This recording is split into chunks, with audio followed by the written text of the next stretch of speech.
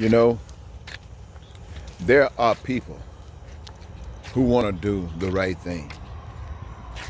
They really don't know what pleasing God is because they have run across so many different groups of people and individuals who all profess to be doing whatever they can to please God.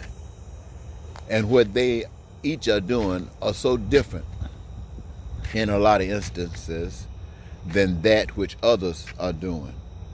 Many times they're doing the same things.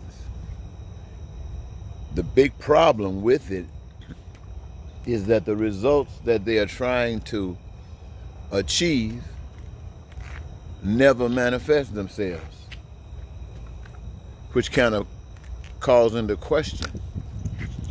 A person says that they believe that they can lay hands on the sick because God has given them the authority to do so, and that sick one would recover. And so the believer goes and lays hands on the sick, and that sick does not recover. Somehow down there, I think they got it where they try to make it seem like the faith of the receiver is weak. Then on the other hand, they try to say that the one who's talking faith doesn't have any faith. In any event, the sick one stays sick. And so, are you supposed to believe that the one who just failed before you knows everything that he's talking about? It might know some things, but everything? Well, that kind of draws some question. But you got people who believe that they're supposed to just live amongst the people.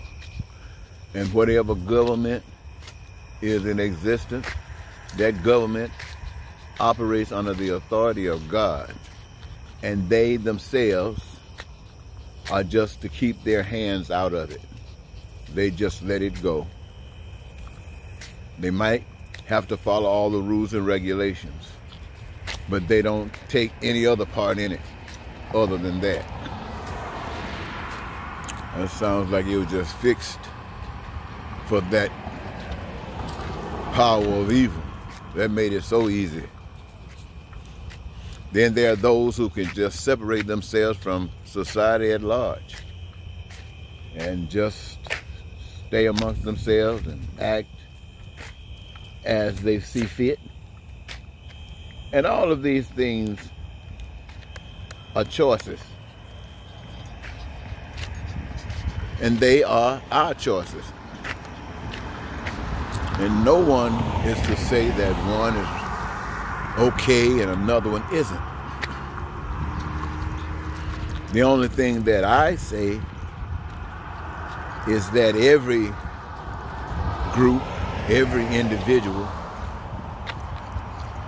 got some common wants, some common desires, some common needs.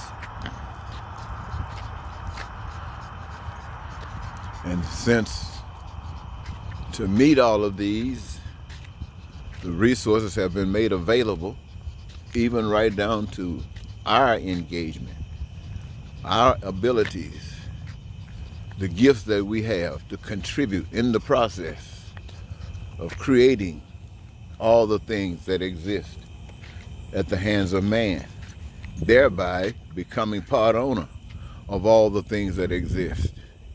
Well, we know what we own, we don't buy.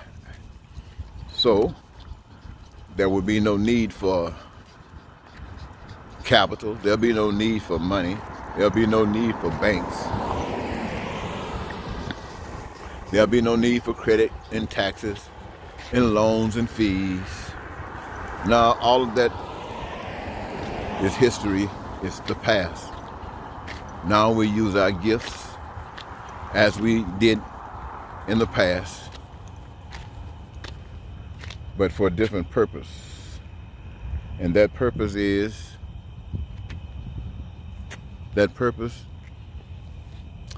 to meet the needs, to meet the wants, to make sure that no one is ever without food, clothing, and shelter, education, and health care, and not without a job.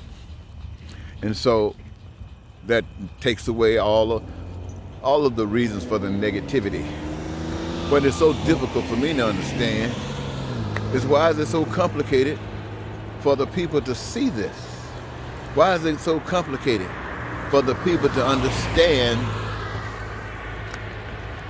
that any God that leaves someone else out is not one fit to be called a God? So I just thought I'd share with you this moment. Every day I'm trying to say the right words, find the right scenario that will describe the necessary moves to be made that would wake you up. I would have thought that George Floyd would have done exactly that. But I was wrong. And so I guess it's another incident that's just waiting to happen before everything can take place that will wake us up. I think I'll leave this alone right about here, ladies and gentlemen. It's been a pleasure talking to you, and I want to thank you so very much. Thank you so very much for your time. This is Eddie Marcus saying goodbye for now, and see you later.